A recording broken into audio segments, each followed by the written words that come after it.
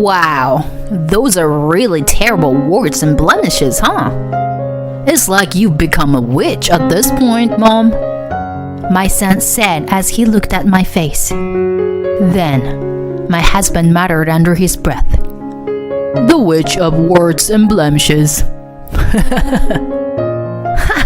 Yeah, that's it. Good naming, Dad. My son burst into laughter while enjoying his evening beer. Don't show your ugly face on my big day. The witch of warts and blemishes. Don't come to my wedding. Got it? My own son labeled me as a witch. I couldn't find any words to express my sadness anymore. My name is Sarah, 56 years old. My husband is Nicholas, 57 years old. We live together with our son Matt, who is 28 years old. My son recently got engaged. His partner is Jenny, who works at the same company. Lately, I've been reminiscing a lot about our old family life. We used to be a close-knit family. We often went on trips and shopping together. I remember my son looking back and waving his hand during school events. I remember my husband holding my hand while climbing mountains. Everything was sparkling with beautiful memories. That's why I've worked hard until now. I took care of household chores while working outside to support my kind husband and son. Although my husband didn't earn much, my son expressed his desire to attend a private school. I helped out a nearby farm in the morning and worked at the farmer's market until the evening. I worked hard for the sake of my family. It was a job where I exposed my entire body to the sun from the morning. My son successfully entered the desired school and even got into a prestigious university. I was happy about my son's achievements, but the damage to my own skin was significant. Finally, my son became a working professional, and I returned to being a housewife. One day, an incident occurred that completely changed the attitude of my husband and son. It happened so suddenly. Huh? What's that? One day, as I preparing breakfast, my son suddenly let out a horrified voice. Huh? What's wrong, Matt? I looked around the table, thinking that maybe there was a bug. Then, when he said, "No, it's not on the table. It's on your face, Mom." What? Is there something on my face? I wondered if I accidentally got something on my face while cooking. As I touched my face, thinking about it, Matt said, "It won't come off, right? It's a blemish, isn't it?" Then my husband lifted his face from the newspaper and stared at me. You're right, Matt. Come to think of it, you also have warts on your neck. It's disgusting, my husband said in a low voice, filled with malice, and I silently stared at him. I will never forget the twisted expressions they both directed at me at that moment. From that day on, they continued to bully me, perhaps getting carried away. Once I discovered it, I can't ignore them anymore. It's like a fraud, right? You used to be beautiful when you were younger. Yeah, Mom. I remember when I was a kid, you were beautiful. I used to be happy when you come to my school events. Because you were beautiful. Yeah, that's right. That's why I helped you with various things and carried your stuff. It's really such a drastic change. It's nothing but a fraud, isn't it, son? They continued to make these remarks, escalating their bullying towards me. It became so hurtful to hear these words every night that my mental state suffered, and I ended up staying at home most of the time, except for work. Even on days when I didn't go out, I started putting on makeup. My husband continued to insult me, calling it a fraud, while my son further escalated the situation. How did it even get this bad? They look so awful. Mom, at this point, you're practically a witch, my son said as he looked at my face. Then my husband muttered under his breath, "The witch of warts and blemishes." Yeah, that's a good naming, Dad. My son burst out laughing while enjoying his evening beer. And so, my nickname became the Witch of Warts and Blemishes. I was no longer addressed by my name or even as Mom. Even for family members, it was too cruel. That's not a very nice way to address me, you know. I resisted and tried to say something back in a weak voice. Huh? But it's the truth. Huh. They burst into laughter, and I couldn't get through to them. Bothered by it, I decided to visit the dermatologist. It's likely caused by years of excessive sun exposure due to your work. But as you age, everyone can develop warts and blemishes. That's what the doctor told me, and that was the end of it. If it's just a result of aging, then there's nothing I can do about it. I exposed myself to the sun not for my own sake, but for both of you. With a sense of helplessness, I wet my pillow night after night. Now, amidst all this, my son is about to get married. Even during such a joyful time, our family routine remains unchanged. After thoroughly insulting me, my son proudly boasts in a loud voice, "Jenny is known as a beauty even within the company, you know. I mean, I fell in love with her at first sight." According to my son, his fiancée Jenny is a beautiful woman who was even a homecoming queen, but she has never come to our house for introductions. I can't let the witch meet her. What if it leads to the cancellation of the wedding? That would be a problem. That's why only my husband has met her face to face. Well, she was a stunning person. Oh, by the way, for the wedding, you better not come, okay? Suddenly, my husband made an unbelievable statement. It's disrespectful to show your dirty face on a day like that. Besides, only humans attend weddings. You're right, Dad. There's no seat for the witch. Oh, I really want to cut that with her. What kind of handicap is it to have a witch as a family member?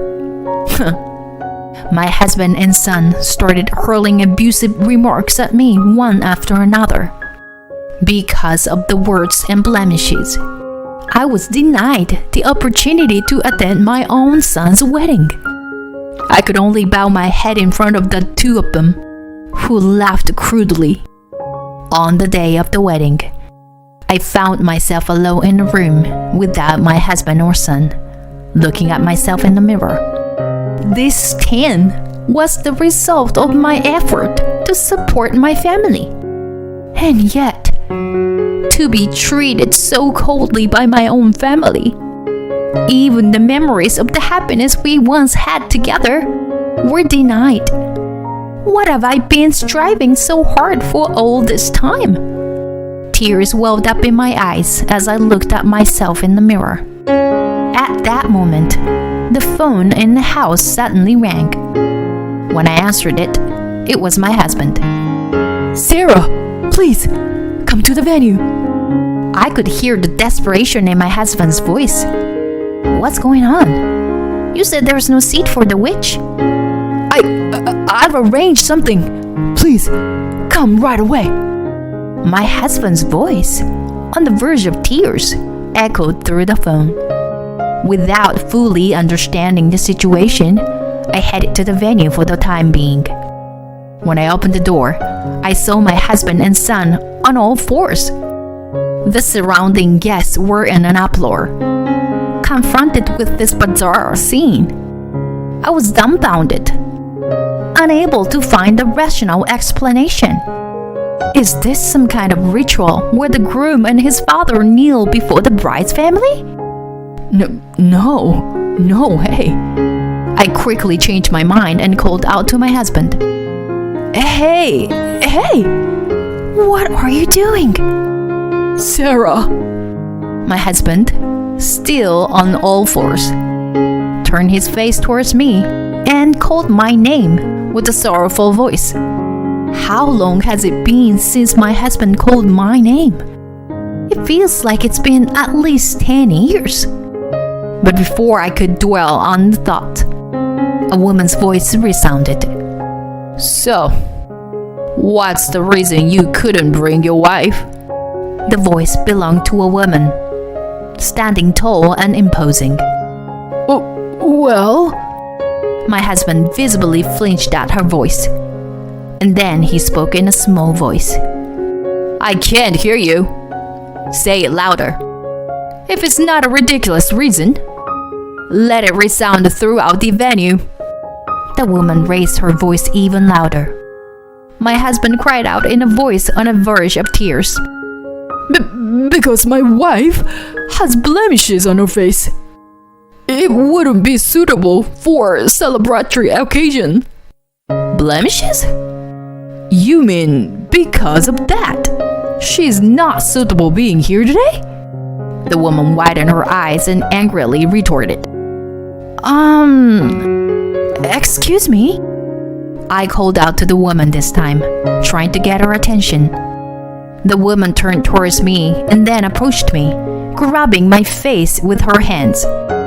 She was a beautiful woman. Startled by her sudden action and fierce demeanor, I let out a small voice. However, the woman quickly turned on her heel and returned to my husband and son, and standing tall again. It's about your wife's blemishes, right? I just saw them now. It's really not a big deal at all.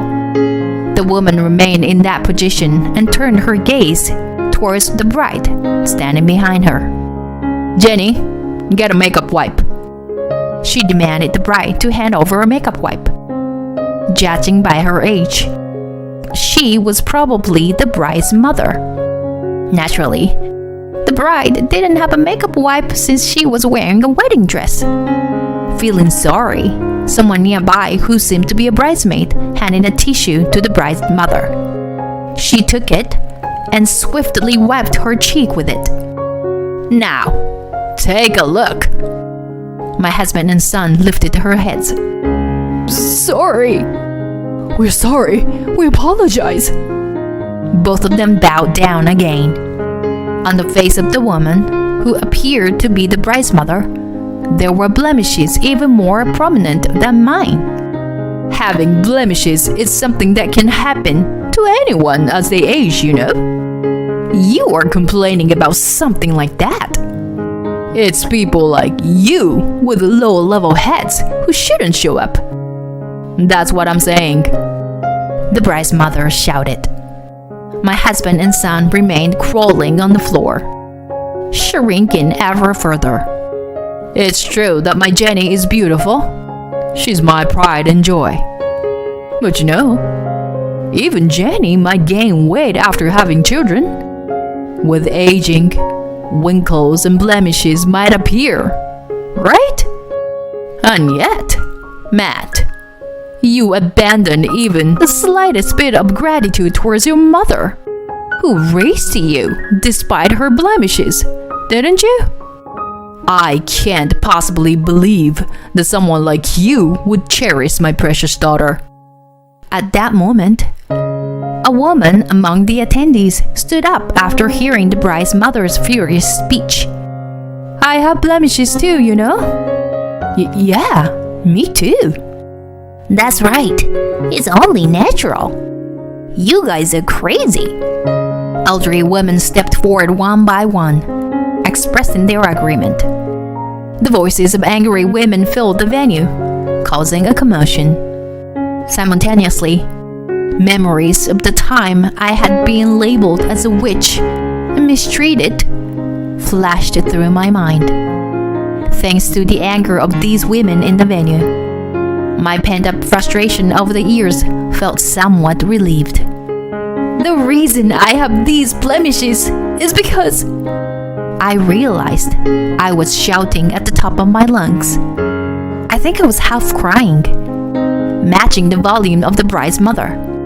The accumulation of emotions and pent-up feelings burst out at once, overwhelming my screams and emotions. It's because I supported both of you. I've been working every day, exposed to the sun, to make her a living, to make you happy. I hurled all the accumulated resentment I had towards my crouching husband and son. Then, Jenny spoke in a cold voice, looking down at my son. How pathetic! The bride contemptuously pierced my son with her eyes, his face already a mess from tears and mucus, due to the overwhelming pressure from the surroundings. I thought I couldn't see your mom because she wasn't feeling well, but it turns out it was because of this. You yourself know that the way you've treated your mother all this time is unforgivable, right? And you, Nicholas, is it? Who outright calls blemishes dirty? Seems to be even worse, in my opinion. Well, in the end, it's the same either way. My mother has more blemishes than your mother, you know. But my father says my mother's blemishes are a medal for supporting the family. Suddenly, I looked behind the bride and saw a man who seems to be the bride's father. He was a small man and spoke with a slightly embarrassed smile. Well, it's true, you know. Yeah.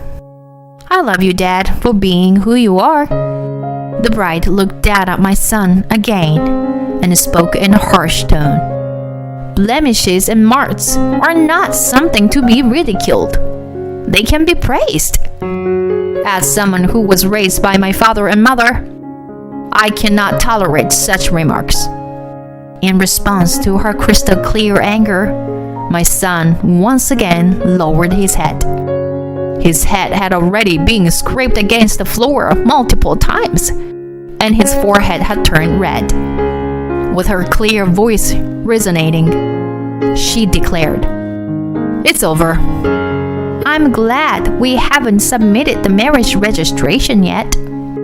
Oh, wait! It's not like that! My husband and son tried to protest, but Jenny firmly refused. I despise the bad witches in your heads. Well, the reception is now cancelled, but we will now proceed with the meal. After a brief talk from the bride, the MC announced it. A short applaud broke out in the venue, and everyone started returning to their seats. Your seat is also here, so please enjoy the meal. Jenny came over to me. I chose this venue because the food is really delicious. The bride smiled sweetly. I was mesmerized by her beauty and radiance. Especially the steak. It's delicious. Tears welled up in my eyes. I said to the bride, Jenny, thank you. I wish I could have truly become your blood relative. Then, the bride's mother came over and laughed together with us. This must be fate. Let's exchange contact information. While enjoying a peaceful meal, I had various conversations with the bride's mother, Abby. My husband and son had disappeared from the venue as if fleeing. What surprised me at the reception was that Abby seemed to have made the bride's dress. Since I also enjoyed sewing, that unexpected hobby became a bond, and Abby and I remained friends. A few years later, Abby contacted me to inform that Jenny had found a marriage partner. Of course, I divorced my husband. I received a decent amount of compensation. And as for my son, Many people from his company attended the wedding. He could no longer stay in the company and left with his father, leaving this house. Thanks to that, I am enjoying my life as a single person gracefully. I no longer get ridiculed for being barefaced with blemishes and marks, and the absence of those insults truly brings relief. I realized how much of a source of stress that was, to the point where compensation doesn't seem enough. I can't help but feel responsible for my failure in raising my son, but I doubt I'll ever see him as long as I'm alive. When I am laid to rest, I want to leave these blemishes uncovered. Son, witness my brave final moments and regret when I'm gone. Hey, about Jenny's wedding dress? Huh? Abby, are you planning to make another one? By this time, Abby and I had become close friends. We visited each other's homes, sewed together, and watched movies together. She's once again challenging herself to make a wedding dress. She is truly an active person. I want to make it, but it's tough, and I want your help. Of course. Jenny is like a daughter to me, so I'm happy to help. Just then, Jenny came over with cookies and tea. We laughed together and enjoyed the cookies. Oh, this tea is delicious, right? They also have afternoon tea. So, why don't we go to the shop together next time, combining it with wedding planning? I smiled and wrote that plan in my schedule book.